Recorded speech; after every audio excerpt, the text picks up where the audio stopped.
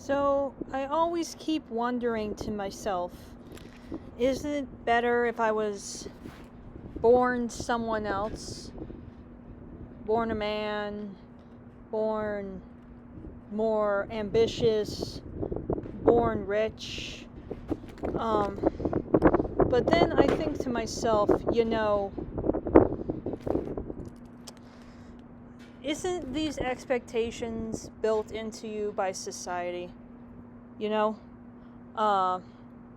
Like the idea of independence, like full independence, like being able to absolutely provide for yourself. Is that really a good thing, or is it just, a gateway to loneliness and disaster? Or maybe not disaster, but just loneliness, The thing is that considering I've never experienced much of life, either good nor bad, I don't actually know how to compare things. So, when people tell me you want to be X, I think to myself, do I? Do I really? Because in all cases, you can be a thing or have a thing, but there's always going to be downsides to that thing. Of course, there's always downsides to not having that thing. But the thing is that you have to weigh the good and the bad together in order to fully actually come to a decision of this is what you want. I haven't had that yet. And I'm kind of scared too. That's because I'm almost 30. I'm like 28 years old, although I recently turned 28 years old. That's like almost old in our society. And if you don't like that, oh well, too bad. You're considered old, I guess. Although I guess maybe you're more considered old when you're 40, but 30 is kind of old, right? You have like 3 decades of life, and during those 3 decades of life, you're supposed to build up experience, build up networks, build up skills, right? I haven't really done much of any of that. I went through the K through 12 school system as usual, but I never really had friends. I never went to parties, never had a boyfriend, wasn't that involved in clubs. I was in cross country for about a year, and then I gave up and quit, and that was my high school existence. I guess the only thing I did do that I can consider an accomplishment somewhat is I sat on my history teacher's couch because his chair was absolutely off limits, and I bothered him with questions, and him and another history teacher gave me a certificate of some kind because of my questions. But now that I'm older, I realize most of my questions are stupid, annoying, inane bullshit, because they're not questions that are asked. Well, I mean, they are kind of asked genuinely, but they're not questions of a person that has goals, that knows what she wants. As a 30-year-old, I can say I can ask more questions. But the only reason why I can is because I pretty much was on the internet most of the time. I've gleaned pretty much everything that I know about the human condition from books, from TV shows, from the internet, things like that. But as to how I have this experience, like, oh, this crazy thing happened to me, or oh, this hard, challenging time, I had that, but then I overcame that. I've never really had that, and I'm kind of scared of what I would do if I actually had to do that. Because if you grew up your entire life and you never really had any serious adversity of any kind, sorry if there's so much wind. It's windy for some reason. I don't know why. Stupid wind. Hey, wind. Shut up. I'm trying to record a YouTube video here. Oh well, I'm trying to be loud so that way you can hear me. Hopefully you can. If you can't, oh well. Maybe I'll record this tomorrow or something like that when it's less windy.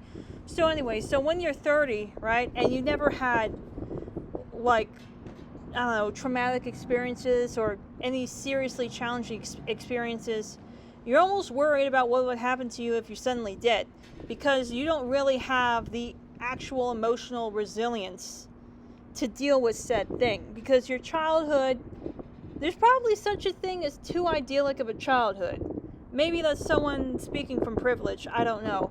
But I think that my childhood was almost too idyllic. I guess I'm comparing myself to other people, but the truth is that I don't know what I want. I don't know what I want because I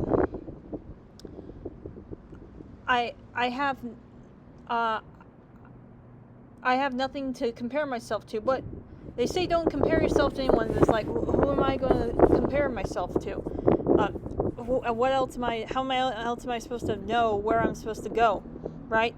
Because the thing is that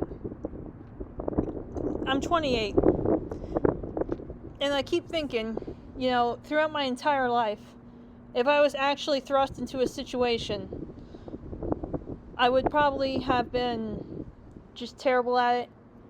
Maybe I would have gotten shot and died because of it. And there's probably no point in imagining what would you do if you were younger in XYZ situation. But I keep looking back and I keep thinking, what would I do? Because I was just so pathetic. I had no skills, no strength. I wasn't pretty. Well, I guess I am pretty, but I don't really dress to impress, let's say. I don't really have friends. I only had like 2 friends during high school and middle school. I don't really have social networking skills. I had nothing.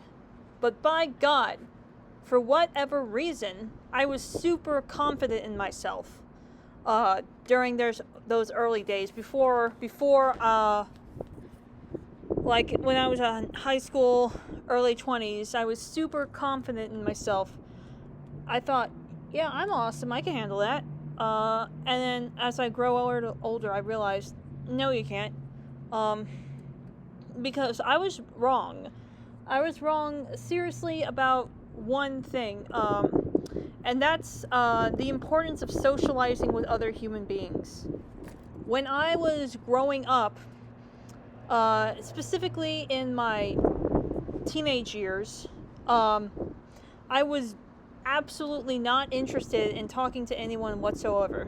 I always wanted to stay in my little bubble and read articles about, like, spaceships and whatnot. I didn't want to be pretty.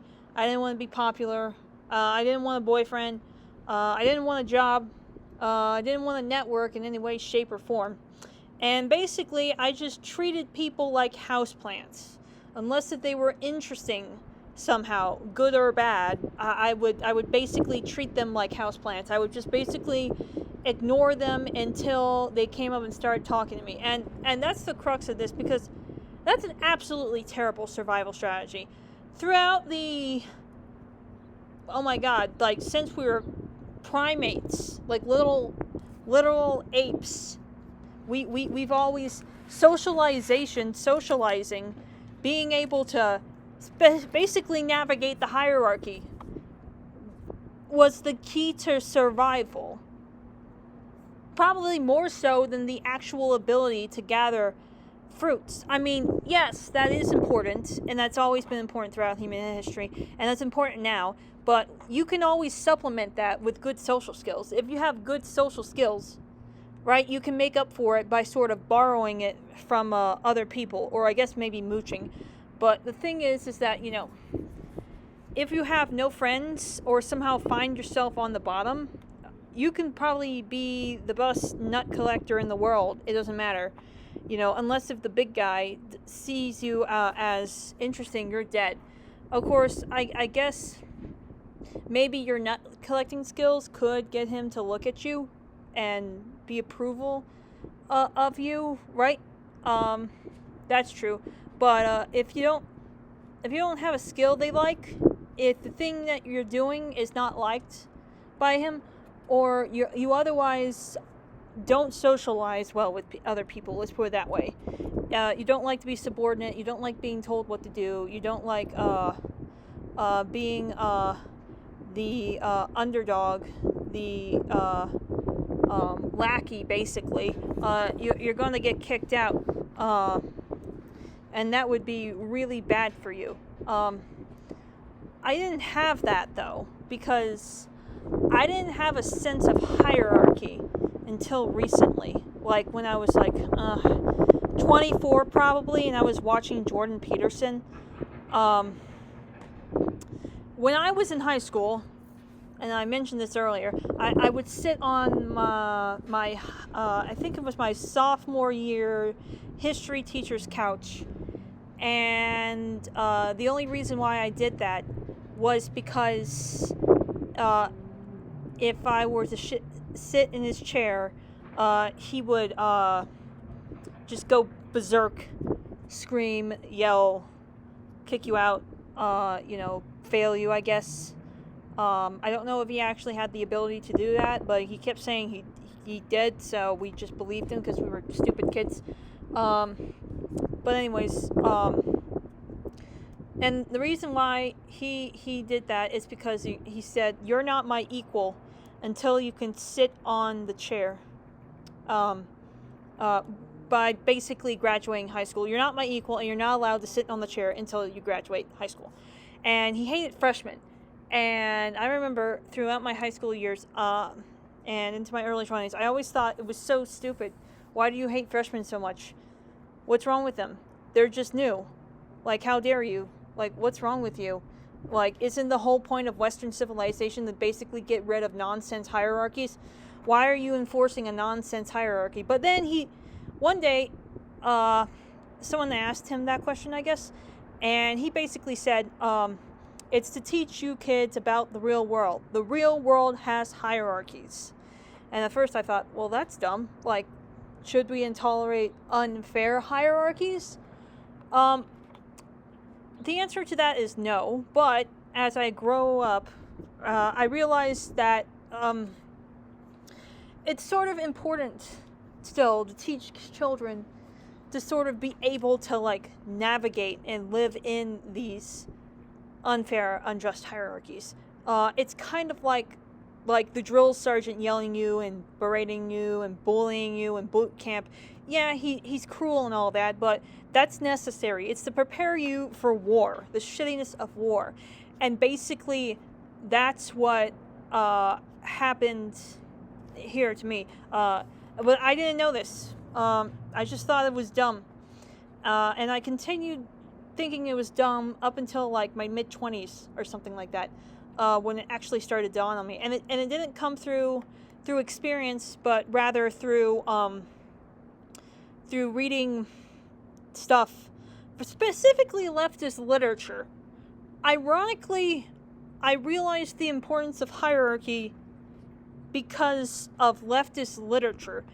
If you guys haven't read leftist literature, you should know that it's basically a like analyzing of every single social trend and how like even the most little innocuous social things control your life, right? And how socializing controls your life, what you're labeled as, how other people view you controls your life. We don't want to think that.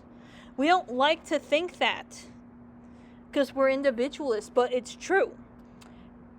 And it's not to say that you can't improve yourself, but pretty much the only way you can improve yourself is by chasing what other people find valuable in the hierarchy. You can't really act outside the hierarchy and be successful. I mean, I guess maybe you can, but pretty much you'll have to like be appealing to the people inside the hierarchy in some sort of way. If you're just like doing weird things and you're outside the hierarchy and you're not appealing in any way to the people inside the hierarchy, you're not going to get very far. The people that get to the top are able to like appease the guys above them and do favors for them, network with them, like work together with them on their projects, have skills that appeal to them, yada yada yada. And basically, like I told you guys before, that I don't believe in blank slate theory.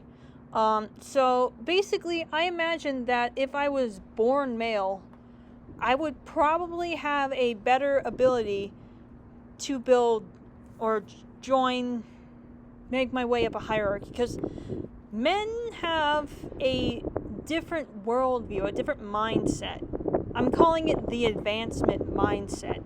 So basically, it's the idea of like, you have to go get your stuff, right? Get some resources, right?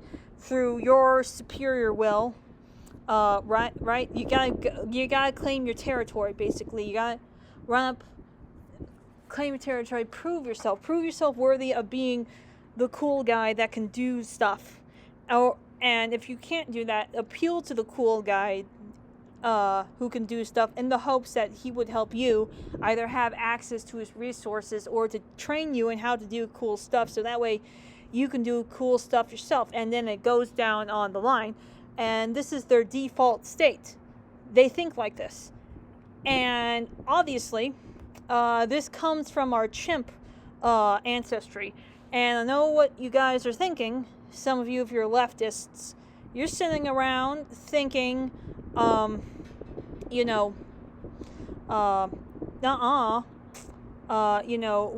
just as descended from bonobos as we are from chimps. Well, okay, so here's a story for you. You guys can look it up, as I don't know where it's from, but it is a true story. So I think it was in World War I. There was this zoo somewhere in Europe, and they had a bunch of animals in the zoo, of course, but they had 2 ape enclosures, one for bonobos and the other one for chimps. And so one day, the shelling from the nearby fighting in the trenches got so intense that it was unbearable, and it just filled the zoo with a cacophony of noises all night long. And by the morning, the zookeepers went in to check on the animals. And in the bonobo enclosure, they found that all the bonobos died. They died because they had heart attacks. And meanwhile, the chimps lived. So, through that story, you can guess which one we share behavioral similarities with. And also, bonobo male hierarchies do not resemble our male hierarchies. Basically, what happens is that the bonobo chimp bites the other male chimps to keep them away. And he's a huge mama's boy. He hangs out with his mama all the time. And he just is in competition with other bonobos as an individual. But males, human males, and also chimps are sort of ancestor in a way. We form coalitions. Specifically the males, they form coalitions of males with other males in pursuit of goals. Specifically the monopolization of resources, but also sometimes they like steal resources from like other dudes, or they like go and kill a buffalo, a giant creature as a group or something. They go and do that. And it's similar to how chimps behave. I know people are going to say that warfare is socially constructed because there are places on this earth that don't have war. Well, that's true. But it doesn't mean that the males of that group don't have aggression in other ways. They're just more subtle and more peaceful that you don't notice it. But they're there. Trust me, they're there. And in a way, like earlier I said, I wonder if I was born a man. Men have an innate sense. Like you put them in a water and like a little paddle boat, they paddle through forward, right? A female like myself. Okay, so here's the thing, though. Hold on, there's some weird truck going by. Okay. Yeah, so what females would do is,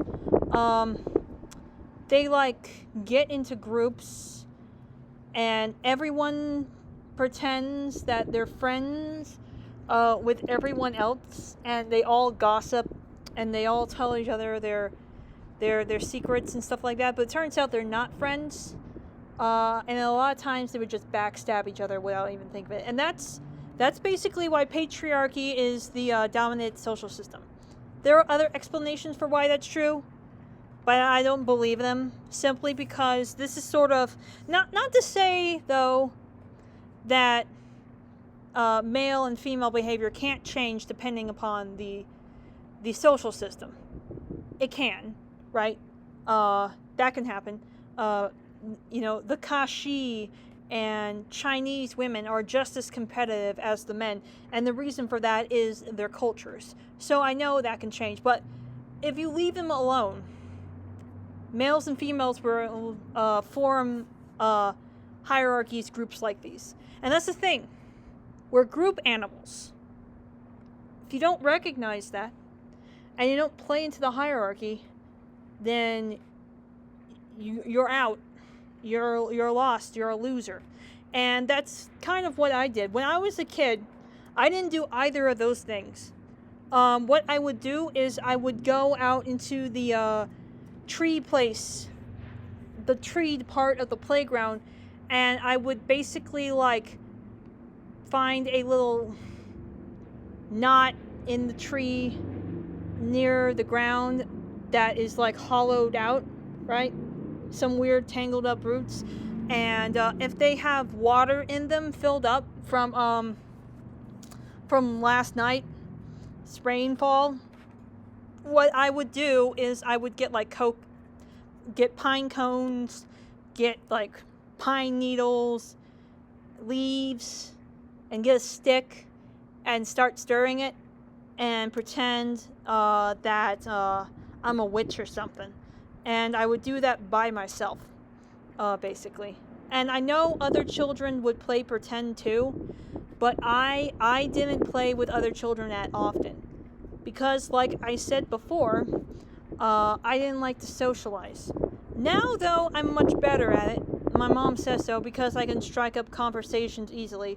Group dynamics, I'm probably still not very good at it, but I'm way better at it than I was in my teen years. But the thing is that youth evolved, right? Like everything else about humanity, it evolved. And so, why do humans have adolescence? To get up a hierarchy. They looked at certain studies, and they found that when given a reward, teenagers would look to that, be better, be less impulsive than adults sometimes, in order to get that reward. Teenagers are hierarchy climbers. They are. And the way people figure themselves out is by looking to others and copying others. Which is why it's hard to not compare yourself to others. Because that's what teenagehood is about. Like, adults would complain about how, like, collectivist teenagers are.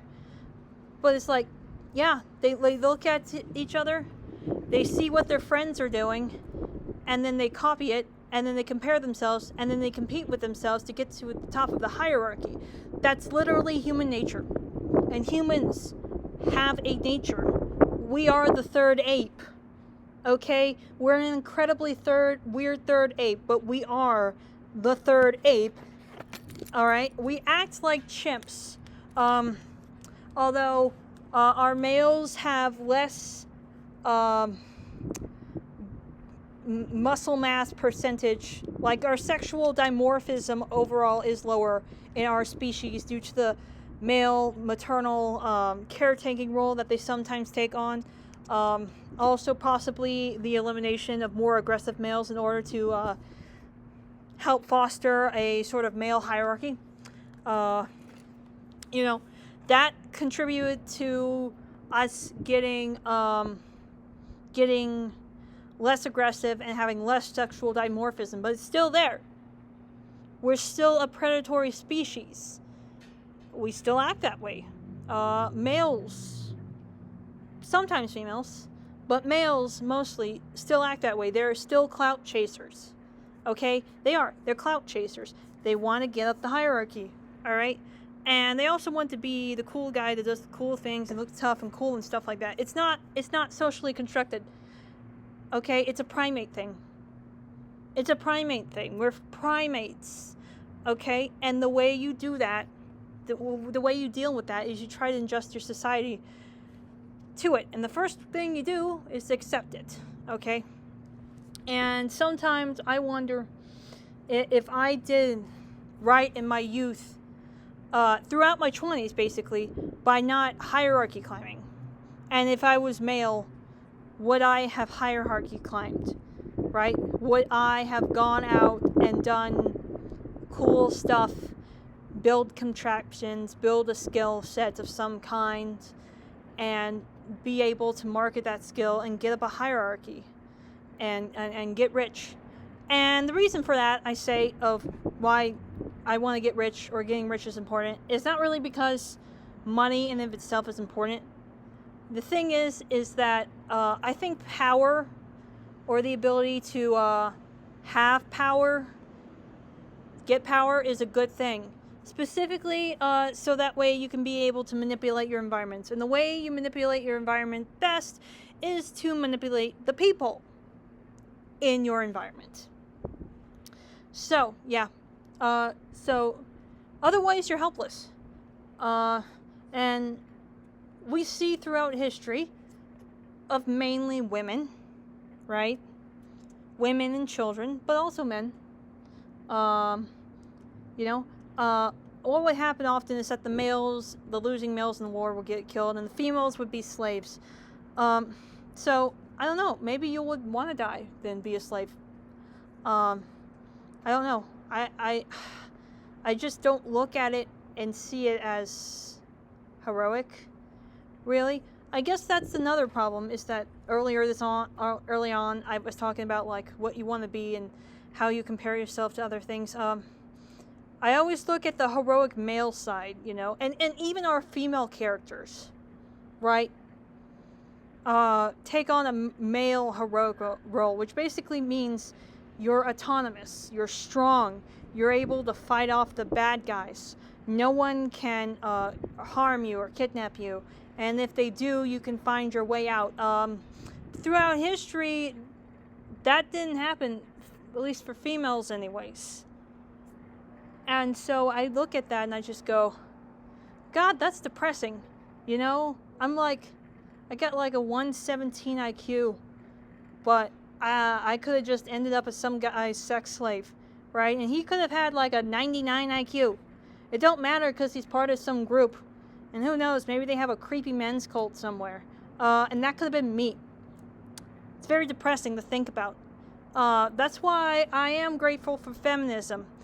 I am grateful that women can gain power for basically the first time in history.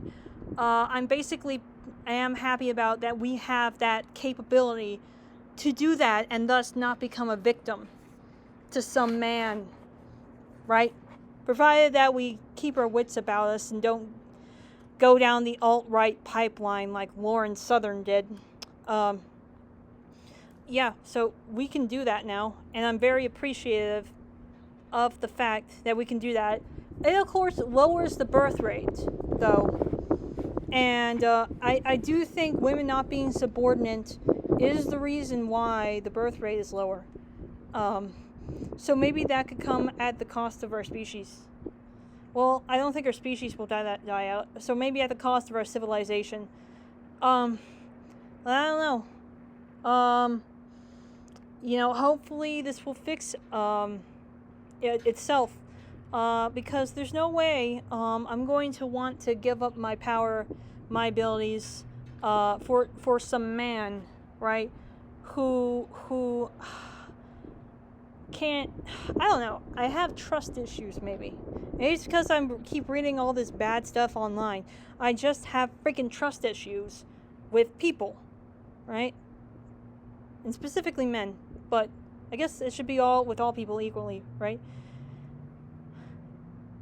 But yeah, why would you want less rights? I guess they'll have to pry it from our cold, dead hands. Those men. Those sexist men.